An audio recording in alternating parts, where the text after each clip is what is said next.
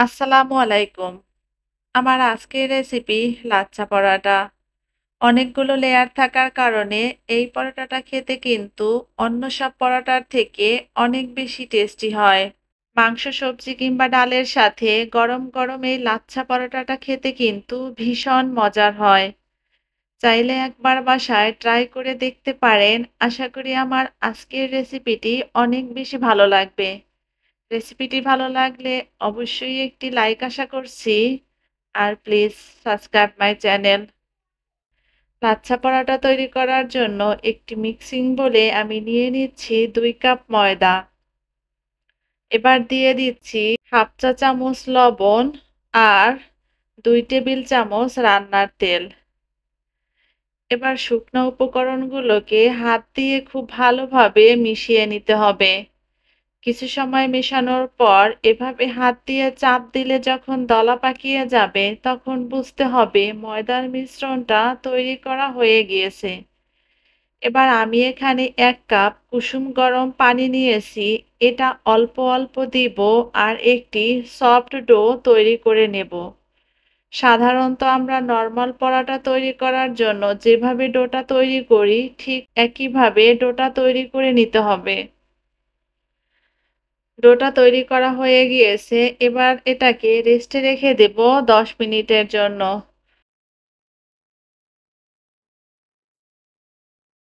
আর ১ cup পানি থেকে এখানে আমার কিছুটা পানি কিন্তু রয়ে গিয়েছে। এটাকে আমি রেস্টে রেখে দেব ১০ মিনিটের জন্য। এই ফাঁকে আমরা একটি মিশ্রণ তৈরি করে নিচ্ছি। দিয়ে দিচ্ছি ২ টেবিল চামচ রান্নার তেল আর ২ চা চামচ কর্নফ্লাওয়ার। এবার এটাকে মিশিয়ে একটি পেস্ট তৈরি করে নিব। খুব ভালোভাবে মেশাতে হবে যেন কোনো লাম্পস না থাকে। ফিরে আসলাম ১০ মিনিট পর। এবার এটাকে আবারও ১ মিনিটের মতো মথে নিচ্ছি। এবার এখান থেকে ছোট ছোট লেচি কেটে নিব।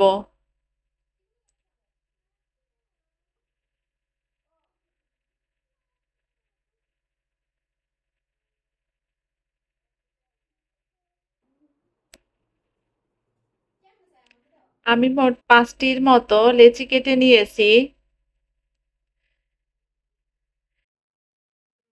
এবার এখান থেকে একটি লেচি নিয়ে রুটি বেলে নেব। বাকিগুলোকে আমি ঢাকনা দিয়ে ঢেকে একটা সাইডে রেখে দিব। আমি সামান্য ময়দা ছিটিয়ে নিচ্ছি। এর উপরে একটি লেচি দিয়ে একটি বড় সাইজের রুটি বেলে নিব। সাধারণত আমরা নরমাল রুটিটা যেভাবে তৈরি করি, এই রুটিটা তার থেকে একটু বড় সাইজের করে তৈরি করতে হবে আর রুটিটা যতটা সম্ভব পাতলা করে বেলে নিতে হবে। এবার যে মিশ্রণটা তৈরি করে রেখেছিলাম, সেখান থেকে ১ চা চামচ দিয়ে দিচ্ছি।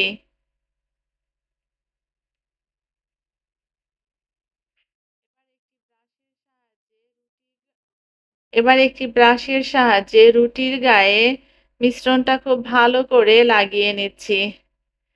এবার একটি কাটারের সাহায্যে আমি চিকন চিকন করে দাগ কেটে নিচ্ছি।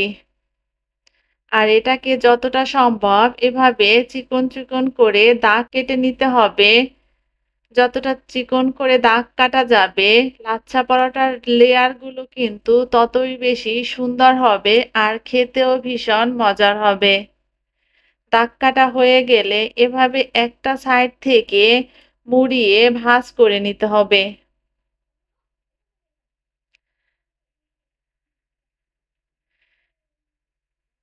এভাবে একটা সাইড ধরে ঘুরিয়ে ভাঁজ করে নিচ্ছি।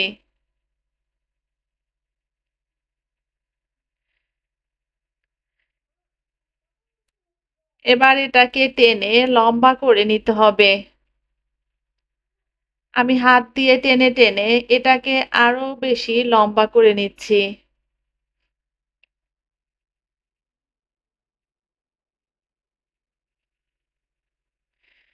এবার হাত দিয়ে এভাবে পেঁচিয়ে নিতে হবে। এটা আসলে দেখে বুঝে নিতে হবে, খুব কঠিন কিছু না। জাস্ট এভাবে হাত দিয়ে পেঁচিয়ে নিলেই কিন্তু হয়ে যাবে।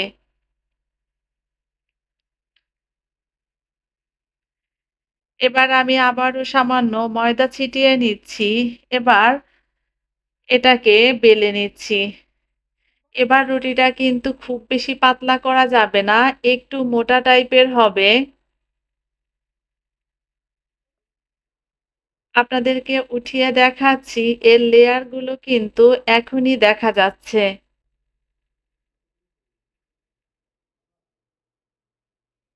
এবার চুলায় ভাজতে চলে যাব।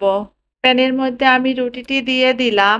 এবার একটা সাইড যখন সেঁকে নেওয়া হয়ে যাবে, তখন এটাকে উল্টে দিচ্ছি। দুটো পাশই যখন সেঁকে নেওয়া হয়ে যাবে, তখন আমি এর উপরে দিয়ে দিচ্ছি ১ চা চামচ ঘি। আমি ২ সাইডে ঘি দিয়ে নিয়েছি। এবার এটাকে উল্টে পাল্টে লাল করে ভেজে নেব। এই পরোটাটাকে একটু মুচমুচে করে ভেজে নিতে হবে। ভাজা হয়ে গিয়েছে, এবার এটাকে উঠিয়ে নিচ্ছি। সবগুলো পরাটা আমার ভাজা হয়ে গিয়েছে। এবার এটাকে হাত দিয়ে প্রেস করলে এর ভিতরের লেয়ারগুলো কিন্তু সহজেই খুলে আসবে। তৈরি হয়ে গেল খুবই সহজে মজাদার লাচ্ছা পরাটা।